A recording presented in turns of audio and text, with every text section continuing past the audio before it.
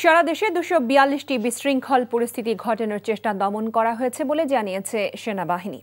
দুপুরে সেনা সদর আয়োজিত সংবাদ সম্মেলনে সামরিক operation পরিদপ্তরের colonel staff Shafiqul Islam এ তথ্য জানান।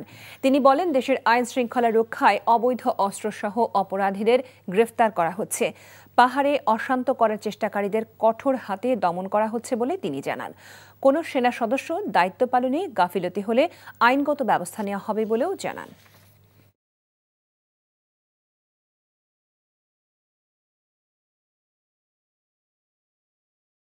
আইন শৃঙ্খলা পরিস্থিতি নিয়ন্ত্রণে সেনাবাহিনী 172টি অবৈধ অস্ত্র এবং 527 রাউন্ড গোলাবারুদ উদ্ধার করেছে। বিগত 50 দিনে অভিযানে 334 জন মাদক ব্যবসায়ী এবং মাদকের সাথে সংশ্লিষ্ট ব্যক্তিকে গ্রেপ্তার করা হয়েছে এবং উল্লেখযোগ্য পরিমাণ অবৈধ মাদকদ্রব্য যেমন ইয়াবা, ফেন্সিডিল সহ বিভিন্ন মাদকদ্রব্য উদ্ধার করা হয়েছে।